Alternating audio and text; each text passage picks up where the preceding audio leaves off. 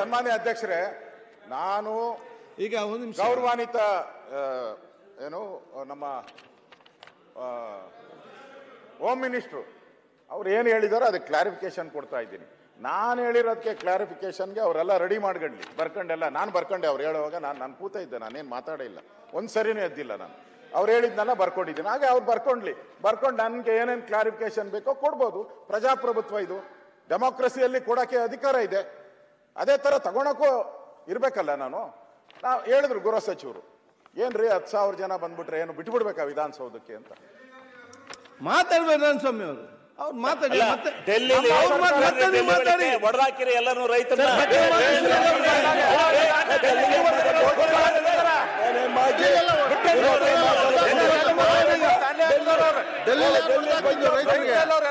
ಶಿವಲಿಂಗ ಅವ್ರೆ, ವಿಜಯ ಕಾಶ್ಯಪಣ್ಣ ಅವ್ರು ಕೂತ್ಕೊಳ್ಳಿ, ಅವ್ರು ಮಾತಾಡಿ ಆಗ್ಲಿ. ಶರತ್ ಯಾಕೆ ಅಧ್ಯಕ್ಷ ಆಯ್ತು, ಅವ್ರು ಮಾತಾಡ್ಲಿ. ಅವ್ರು ಮಾತಾಡಿ ರೈತರ ಮೇಲೆ ನೀವು ಮತ್ತೆ ಹೇಳಿ, ನೀವು ಮತ್ತೆ ಮಾತಾಡಿ. ಈ ರೀತಿ ಬೊಬ್ಬಾಕಿ ಏನ್ ಕೂಡ ಪ್ರಯೋಜನ ಇಲ್ಲ. ಜನ ನಿಮ್ಮನ್ನೆಲ್ಲ ನೋಡ್ತಾ ಇದ್ದಾರೆ, ನೀವೇನ್ ಮಾಡ್ತಿದ್ದೀರ ಅಂತ ಹೇಳಿ. ಪ್ರತಿಪಕ್ಷ ಮಾತಾಡ್ತಾರೆ, ಮಾತಾಡ್ಲಿ. ಅವ್ರು ಮಾತಾಡ್ಲಿಕ್ಕೆ ಅವಕಾಶ ಕೊಡಿ, ನೀವು ಕೇಳಿ, ಮತ್ತೆ ನೀವು ಅವ್ರಿಗೆ ಉತ್ತರ ಕೊಡಿ. ಸನ್ಮಾನ್ಯ ಅಧ್ಯಕ್ಷರೇ, ಶ್ರೀನಿವಾಸ್ ಕೂತ್ಕೊಳ್ಳಿ, ಬರುದೇ ಅಪರೂಪ, ಬಂದ್ರೆ ನಿಂತೆ ಹೋಗ್ಬಿಟ್ಟು. ಅಧ್ಯಕ್ಷರೇ, ಗೃಹ ಸಚಿವರು ಹೇಳಿದ್ರು 10,000 ಜನ ಬಂದ್ರೆ ಬಿಟ್ಬಿಡ್ಬೇಕಾ ಅಂತ. ನಮ್ಮ ಕಾಲದಲ್ಲೂ ಕೂಡ 2 ಲಕ್ಷ ಜನ ಬಂದಿದ್ರು. ಇದೇ ಪಂಚಮಶಾಲಿ ಹೋರಾಟ 2 ಲಕ್ಷ ಜನ ಬಂದಿದ್ರು.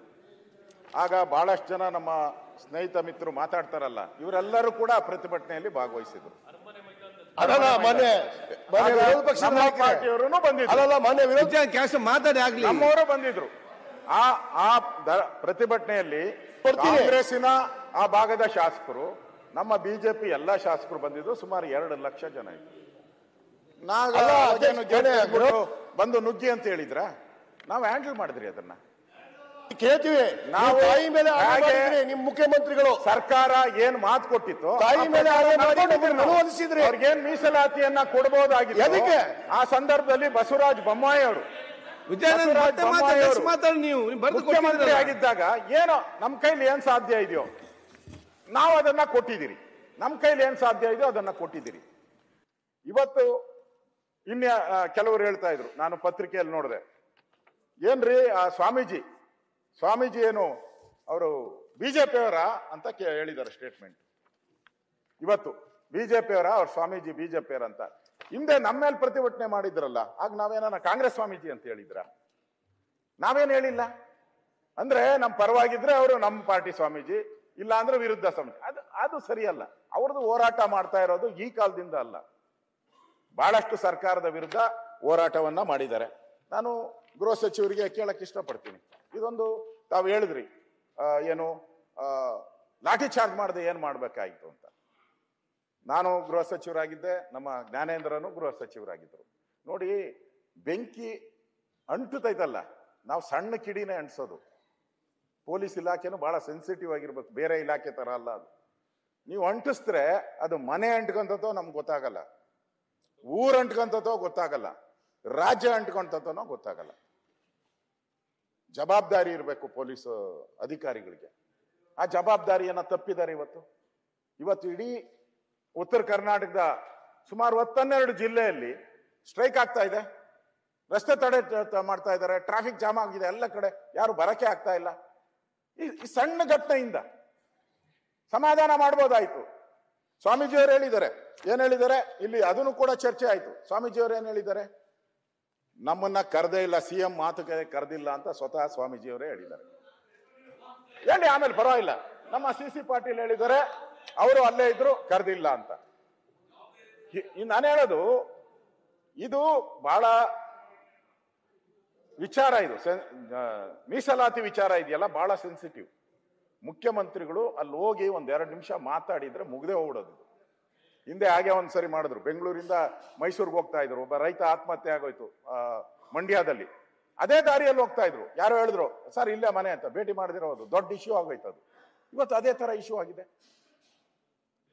ಸಣ್ಣ ಒಂದು ಇದು ಘಟನೆ ಇವತ್ತು ಈ ತರ ಪ್ರತಿಭಟನೆ ಯಾವ ಮುಖ್ಯಮಂತ್ರಿ ಅವರೆಲ್ಲರ ಮೇಲೆ ಯಾವ ಮುಖ್ಯಮಂತ್ರಿ ಬಂದಿದ್ರು ಅವರೆಲ್ಲರೂ ಕೂಡ ಯಾವ ಮುಖ್ಯಮಂತ್ರಿಗಳು ಹೋಗಿ ಅದನ್ನ ಅಲ್ಲಿ ಅವರೆಲ್ಲರೂ ಕೂಡ ಸ್ವೀಕಾರ ಮಾಡೋರು ಇದನ್ನ ಅಂತ ಹೇಳಿ ದಯಮಾಡಿ ಹೇಳ್ಬೇಕು. ನಾವು ಆ 2 ಲಕ್ಷ ಹೋರಾಟವನ್ನು ಯಾವ ಮುಖ್ಯಮಂತ್ರಿ ನಿಮ್ಮ ಸರ್ಕಾರದಲ್ಲಿ ಯಾವ ಮುಖ್ಯಮಂತ್ರಿಗಳು ಹೋಗಿ ಸ್ವೀಕಾರ ಮಾಡೋರು ದಯಮಾಡಿ ಹೇಳಿ.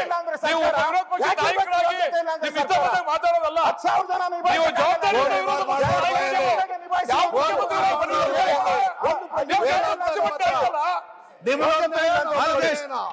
ಅಧ್ಯಕ್ಷರೇ ನೋಡಿ, ಅವರು ಇವತ್ತು ದಯೆ ಇಲ್ಲ ಅಂತ ಹೇಳಿದನಲ್ಲ, ಅವ್ರು ಹೊಡೆದಿರೋ ಫೋಟೋಗಳು ನೋಡಿ, ರಕ್ತ ಬರ್ತಾ ಇದೆ ಫೋಟೋ. ಗೋಲಿಬಾರ್ 3 ಮಂದಿ ಸತ್ತರಲ್ಲ, ಅದು ಏನ್ ಹೇಳ್ತೀರಿ? ಈಗ ಅವಶ್ಯಕತೆ ಇತ್ತಾ ಇದೆಲ್ಲ?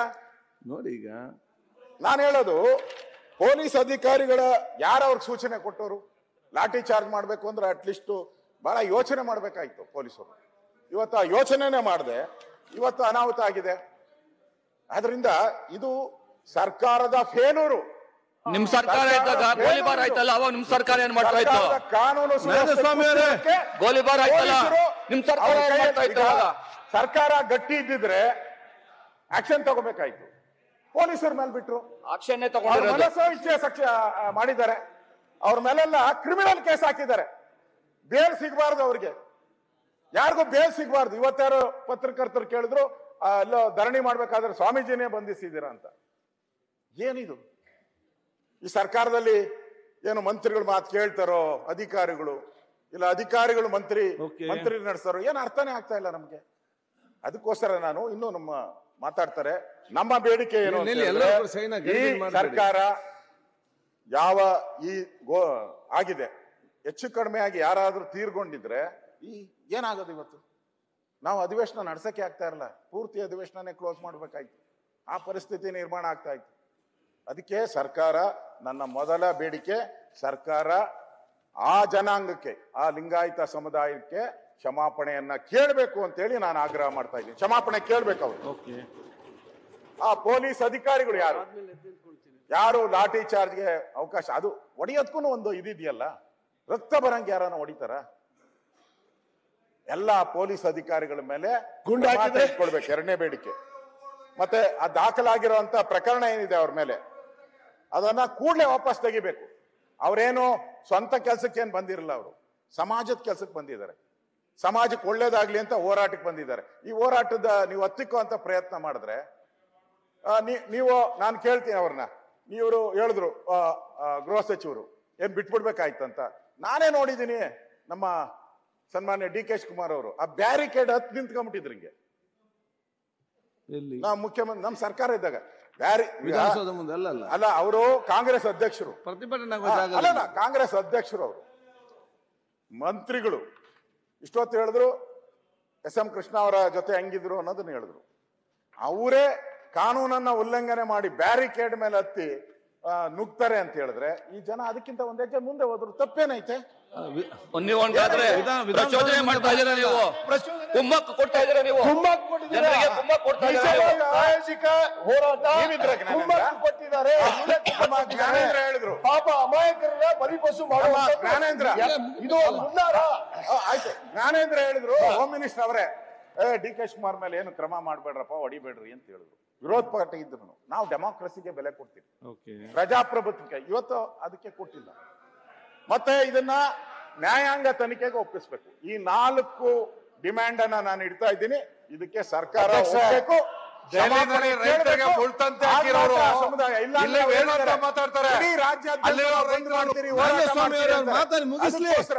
ಈ ಹೋರಾಟ ನಿಲ್ಲಬೇಕು ಅಂದ್ರೆ ಈಗ ಅವ್ರು ಹೇಳಿದ್ದಾರೆ, ನಾವು ಹೋರಾಟವನ್ನು ಮುಂದುವರಿಸ್ತೀರಿ. ನಾನು ಹೇಳೋದು, ಸರ್ಕಾರ ಕೂಡಲೇ ಕ್ಷಮಾಪಣೆಯನ್ನ ಕೇಳಬೇಕು ಅನ್ನೋ ಆಗ್ರಹವನ್ನ ನಾನು ಮಾಡ್ತಾ ಇದ್ದೀನಿ.